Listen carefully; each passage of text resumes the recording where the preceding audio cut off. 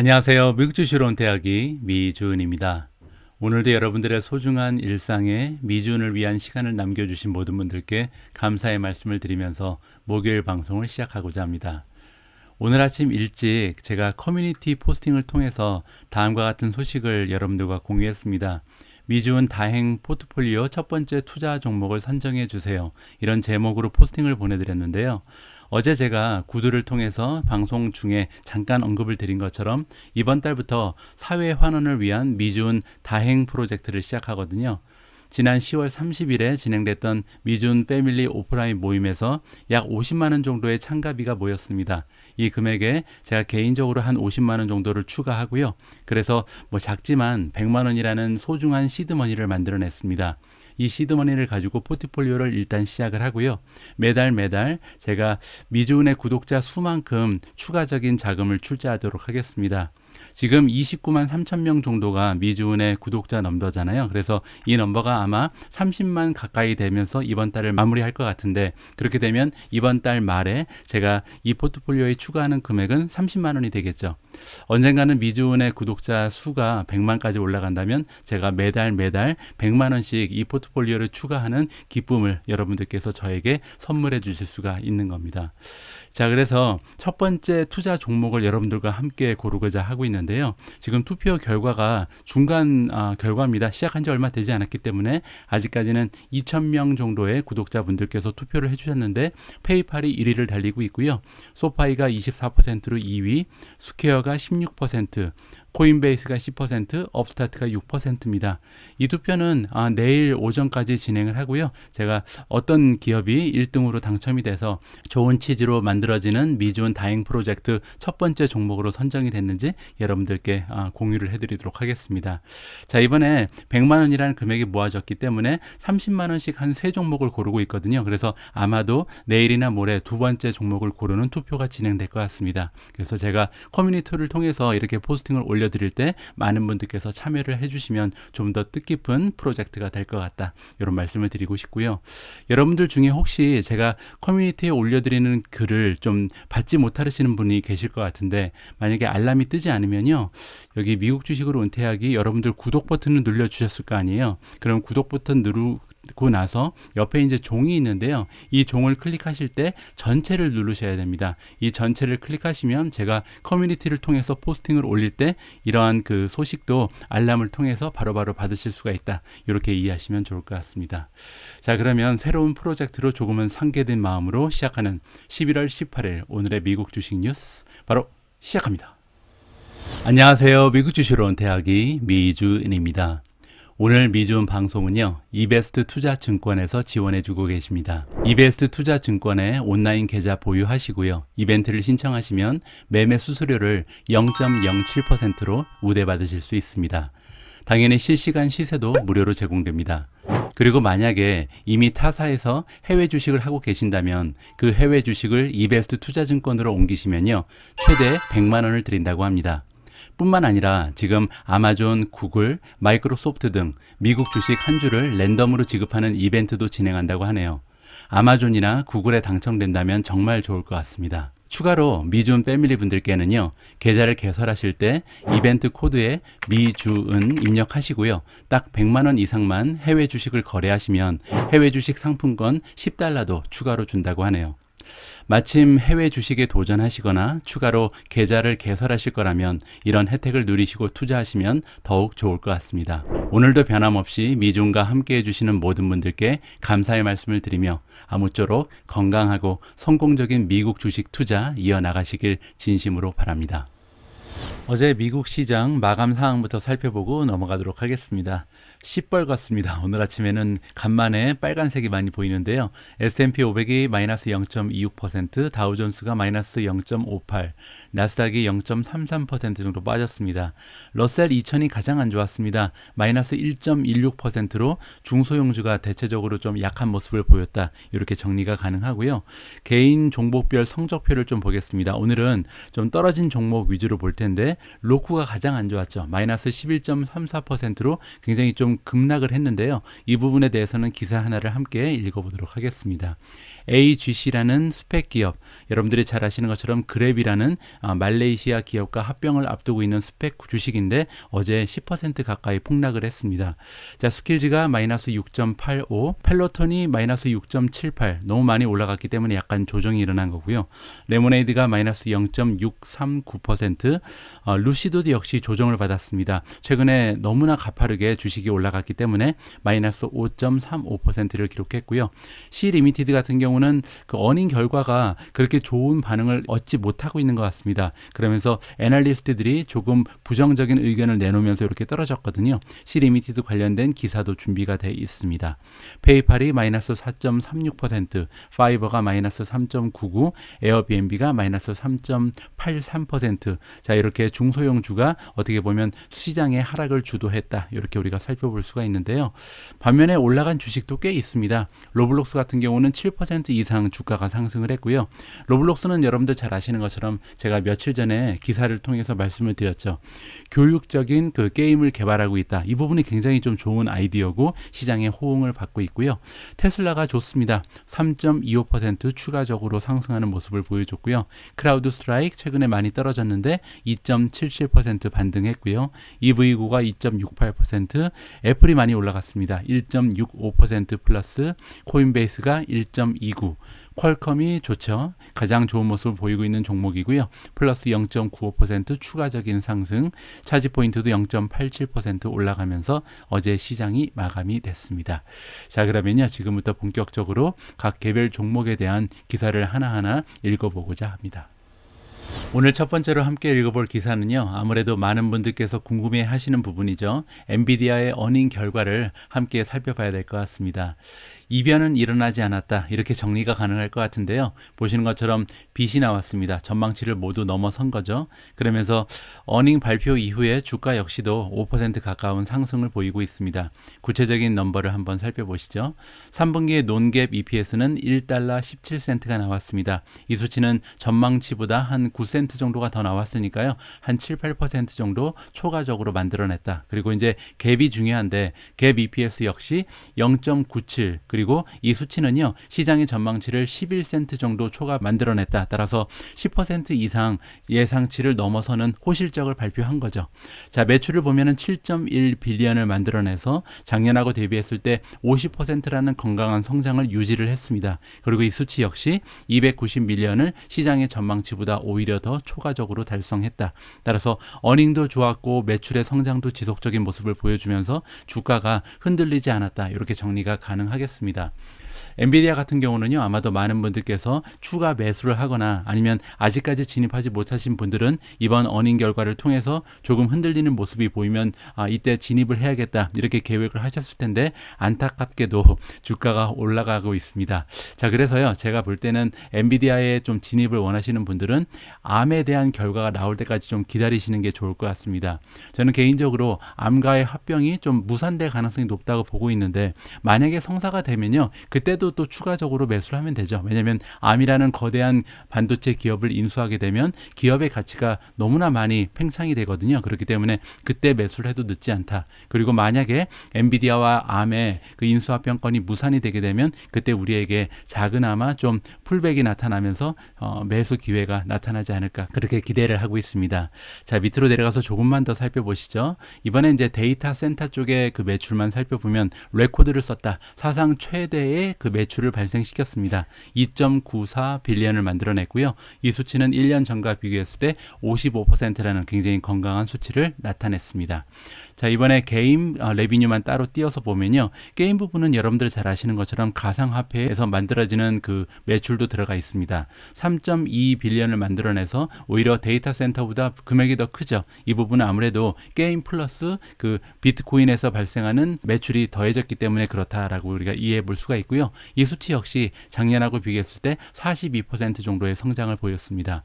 자, 마지막으로 4분기의 아웃룩, 그 전망치를 보면요, 매출이 7.40 정도를 찍을 것으로 지금 발표를 했는데요. 이번 분기가 7.1이었죠. 따라서 7.1보다 오히려 더 올라간다. 따라서 점점 더 매출이 가속화된다. 성장하고 있다. 이렇게 정리가 가능하죠. 그리고 여기에서 한 2% 정도는 올라갈 수 있고 오히려 떨어질 수도 있다. 이러한 식으로 정리를 하면 좋을 것 같습니다. 엔비디아 같은 기업은요. 이렇게 수치만 봐서는 그 전체적인 스토리를 이해하기가 어렵잖아요. 나중에 엔비디아 기업에 대해서 또 한 번 더 리뷰를 해보는, 점검을 해보는 이런 영상도 기획을 해보도록 하겠습니다. 해마다 연말이 되면요. 각종 투자 기관 그리고 전문가 집단이 굉장히 좀 분주해집니다. 다음 해에 대한 전망치, 예상치를 시장에 안겨주느라고 굉장히 좀 바빠지는데요.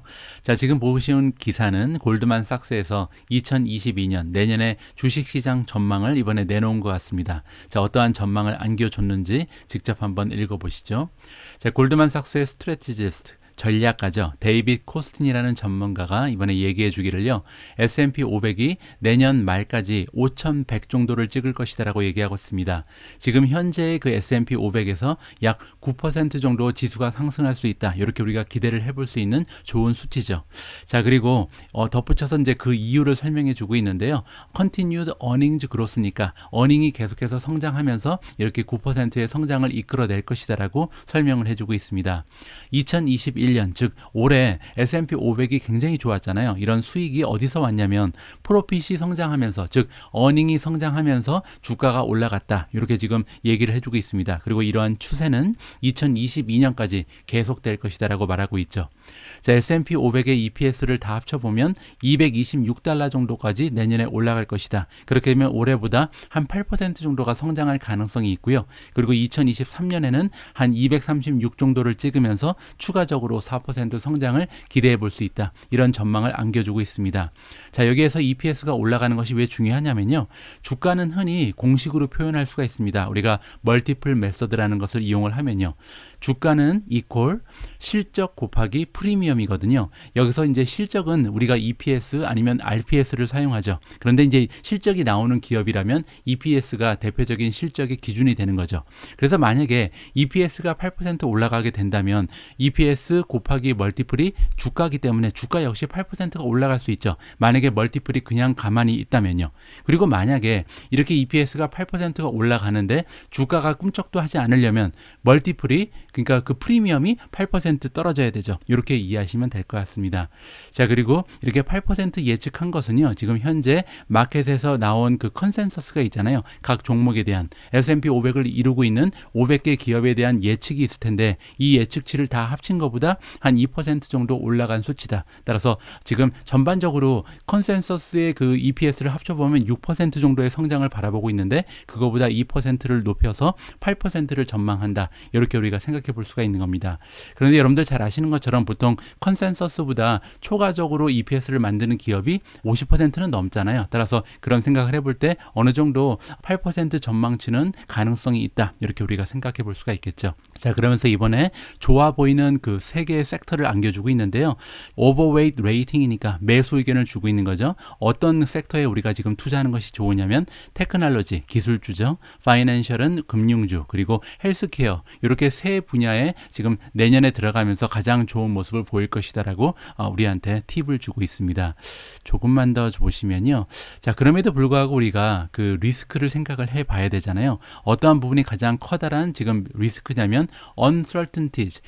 주식시장은 가장 겁내는 게 불확실성이거든요. 따라서 어떠한 부분에 불확실성이 있는지를 점검해 보면 우리가 잠재적인 그 리스크를 발견해 볼 수가 있는데요. 일단 첫 번째로 언급되는 부분이 뭐냐면 Federal Reserve, 연준에 어떠한 일이 있을 것인가. 이것이 가장 중요한 리스크라고 보면 될 것 같습니다. 프레지던트 조 바이든이 아직까지 노미네이트 하지 않았다. 노미네이트는 추천하는 거거든요. 체어맨이 그 누가 될지 아직 불확실하다. 이것이 첫 번째 리스크입니다.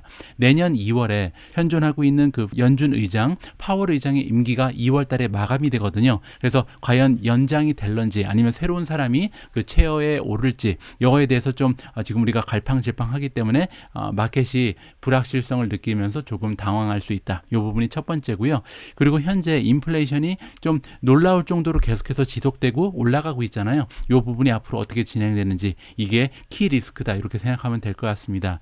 자, 그리고 골드만삭스가 예상하기로는요, 내년 중순 정도에 아마도 하이킹이 있을 것이다. 그 얘기는 뭐냐면 하이크라는 것은 이제 올리는 거거든요. 기준 금리를 상승시킬 것이다. 이렇게 예상을 하는 것 같습니다. 보통은 이제 내년 말 아니면 2023년까지 보는 사람들도 많이 있는데 골드만삭스는 그거보다는 조금 빨리 나올 것이라고 예상하는 거죠.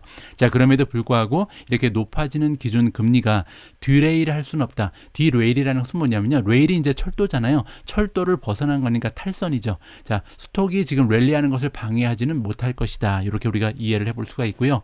자, 여기 나와 있는 것처럼 2year 2년 동안 지금 지로 금리를 기록하고 있었죠. 그렇기 때문에 연준에서 아마도 이번에 7월 달 정도, 내년 7월이 되면 이 기준 금리를 올릴 텐데 그들이 예상하기에는 한 2% 정도까지는 올라갈 것이다라고, 그러니까 10년 국채 금리가 2%까지 올라갈 가능성이 높다라고 지금 얘기하고 있습니다.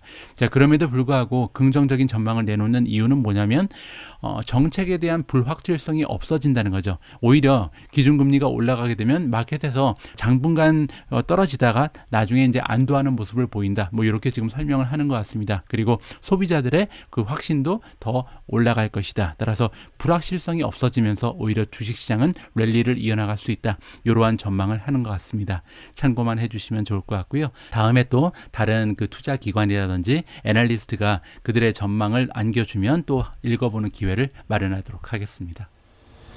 다음으로 함께 살펴볼 기사에는 아마존, 비자, 마스터카드 이렇게 굵직굵직한 기업들이 등장을 합니다. 이 기업들 사이에 어떠한 일이 있는지 한번 살펴보시죠. 자, 아마존닷컴이 이번에 컨시더링 고려를 하고 있다. 파서빌리티는 가능성이 있다는 거죠. 어떠한 가능성이 있냐면 스위칭은 바꾼다는 겁니다. 그들이 가지고 있는 코 브랜드 크레딧 카드가 있는데 이거를 마스터카드로 바꾼다. 코 브랜드 크레딧 카드는 뭐냐면요, 우리가 아마존 크레딧 카드를 만들 수가 있잖아요. 그런데 이제 아마존 크레딧 카드를 만들 때 거기에 비자 카드가 써 있을 수도 있고 마스터 카드가 써 있는 경우도 있을 텐데 이거를 이제 마스터로 바꾼다는 거죠. 지금 현재는 비자 카드로 진행되고 있는 코 브랜드 크레딧 카드를 마스터카드로 바꿀 가능성이 있다라고 기사에서 전해주고 있습니다. 그 이유가 뭐냐면요, 최근 들어서 이커머스 그 자이언트 기업인 아마존과 비자 사이에 분쟁이 조금 높아지고 있다. 따라서 사이가 안 좋아졌다는 거죠. 그 이유는 당연히 크레딧 카드 그 수수료 때문에 이러한 일이 발생하고 있다. 이렇게 블룸버그에서 보도를 해주고 있습니다. 만약에 이렇게 비자 카드에서 마스터 카드로 아마존이 그들의 코 브랜드 크레딧 카드를 바꾸게 되면요, 이러한 현상 때문에 아무래도 비자 카드가 조금 주춤하겠죠. 그러면서 네고시에이션 할 때 그들이 크레딧 카드 그 수수료를 협상을 할 때 아무래도 조금 겁을 먹고 낮춰줄 가능성이 있다. 이렇게 우리가 진단을 해볼 수가 있겠습니다. 그뿐만이 아니었습니다. 최근에 아마존이 좀 뿔이 많이 난 것 같은데요. 어떠한 기사가 났냐면 비자 카드가 계속해서 하이 코스트 페이먼트를 원하고 있다. 따라서 결제를 할 때 너무나 수수료를 많이 차지를 하기 때문에 우리가 지금 어떠한 결정을 하게 됐냐면 UK에 있는, 영국 쪽에 있는 아마존 그 닷컴에서 아마존.co .uk 여기에서는요, 이제 더 이상 비자 카드로 결제를 할 수 없다. 굉장히 좀 커다란 발표가 있었던 거죠. 내년 1월 19일부터는 더 이상 아마존닷컴에서, 그러니까 영국 쪽에 있는 아마존닷컴을 얘기하는 겁니다. 거기에서는 이제 더 이상 비자 카드로 결제를 할 수 없는 이러한 사태에 이르게 됐습니다. 두 기업이 사이가 굉장히 안 좋다는 것을 우리가 여기서 감지를 해볼 수가 있는 거죠. 자, 지난주에 아마존은 또한 어떠한 발표를 했었냐면 지금부터 이제 페이팔을 가지고, 페이팔의 그 벤모라는 그 앱이 있잖아요. 이 앱을 가지고도 2022년부터는 아마존에서 페이를 할 수 있다. 자, 이렇게 그 페이먼트의 종류를 점점 더 늘리고 있는 거죠. 원래는 크레딧 카드 회사, 비자 카드 아니면 마스터 카드 가지고 결제를 했어야 되는데 이제 페이팔이 뛰어들므로써 선택권이 소비자 입장에서는 많아졌고 반대로 마스터 카드나 아니면 비자 카드 입장에서는 수입이 줄을 수밖에 없는 이런 일이 발생하고 있습니다. 자, 그럼에도 불구하고 CNBC의 짐 크레이머는 뭐라고 얘기하겠냐면 이제 마스터 카드가 최근에 많이 지금 떨어졌는데 이러한 배경 때문에 그런데요, 이게 바잉 오퍼추니티다. 만약에 아마존이 이번에 코 브랜드 크레딧 카드를 비자에서 마스터카드로 옮기게 되면 좋은 거고요. 만약에 이런 일이 발생하지 않더라도 그래도 지금 현재 너무 많이 떨어졌기 때문에 매수 기회로 봐야 된다. 이러한 의견을 주고 있습니다. 자, 마스터카드, 비자카드 그리고 아마존에 투자하고 계신 분들께서는 한 번쯤 관심을 가지고 지켜볼 만한 이슈가 아닌가 그렇게 생각을 해봅니다. 바로 앞 기사에서 잠깐 말씀드린 것처럼 내년부터는요, 아마존에서 결제를 할 때 페이팔이 제공하는 벤모를 통해서도 결제가 가능하다. 우리가 이제 그 부분을 살펴봤는데요. 이렇게 좋은 소식이 나옴에도 불구하고 최근 페이팔의 주가는 굉장히 좀 하향하는 추세를 멈추지 않고 있습니다. 어제 역시도 4% 이상 주가가 추가적으로 하락을 했는데요. 자, 거기에는 좋지 않은 기사 하나가 발견이 되고 있습니다.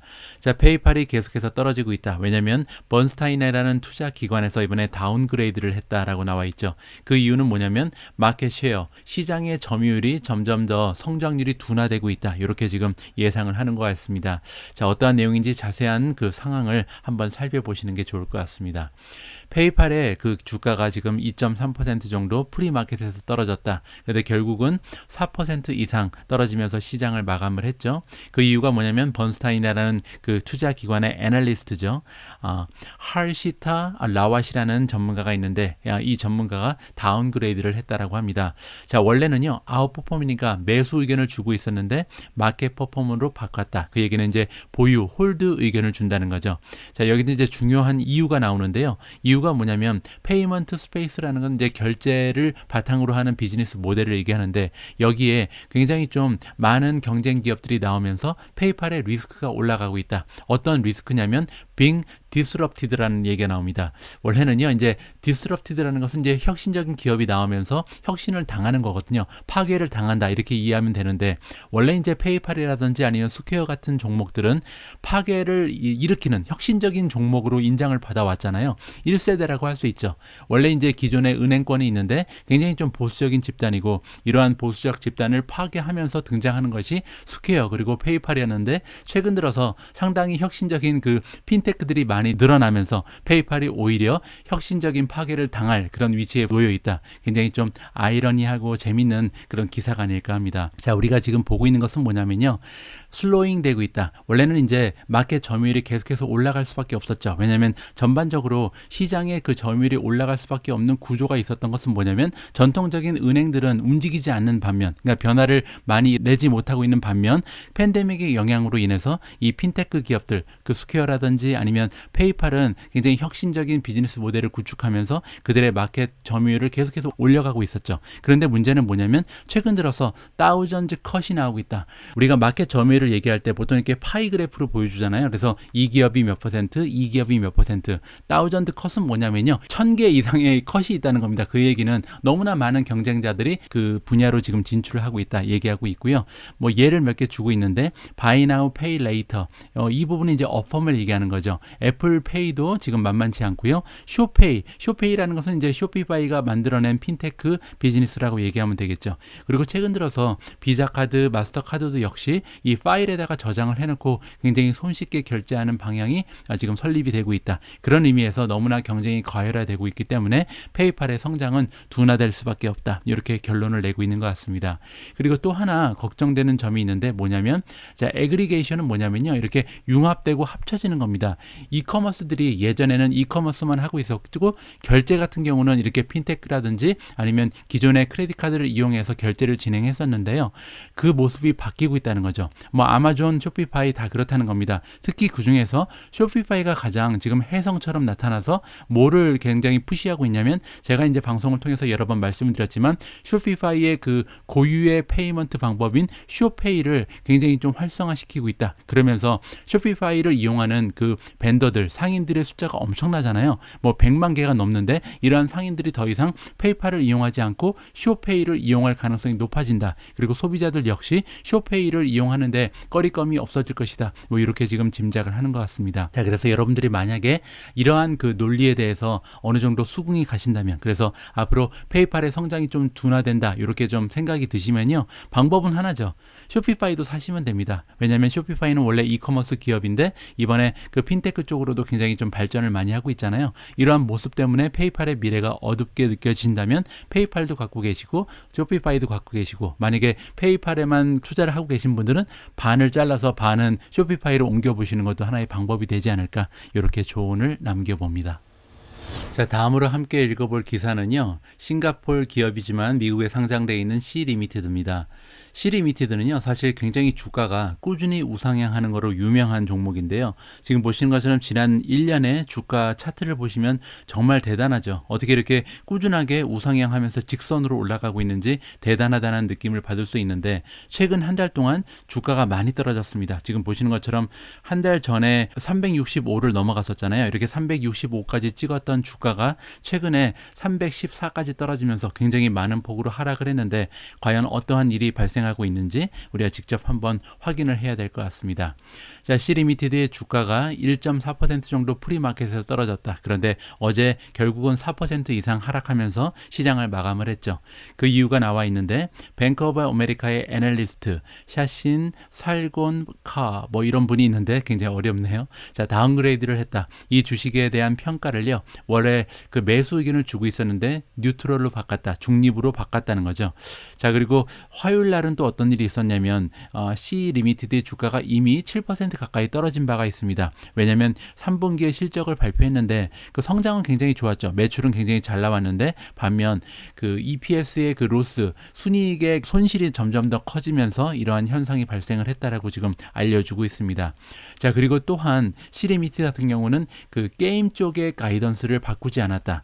자, 이게 조금 어떻게 보면 어폐가 있는데 이게 무슨 말이냐면요. 이번에 어닝 발표를 하면서 전망치를 올렸습니다. 그러니까 매출이 2021년에 원래 우리는 기대하고 있었던 게 이 정도인데 이거보다 더 확장될 것 같아. 긍정적인 소식을 전해줬거든요. 그러면서 이제 그 이유가 뭐였냐면 굉장히 이커머스 쪽에 매출이 향상하고 있기 때문에 가이던스를 올린다 이렇게 발표를 했습니다. 그런데 여기서 지금 얘기하고 있는 건 뭐냐면 이커머스의 가이던스는 올렸는데 게임은 올리지 않았다. 그렇기 때문에 이거를 지금 나쁜 소식이라고 보는 거죠. 모르겠습니다. 어떻게 생각하느냐에 따라서 굉장히 좀 의미가 달라질 수 있는데 가이던스, 전망이 바뀌지 않았다고 해서 이걸 악재로 보는 것은 조금 문제가 있다라고 저는 생각을 하고요. 어쨌든 4분기에 성장이 둔화될 것으로 그래서 생각을 한다라고 설명을 해주고 있네요.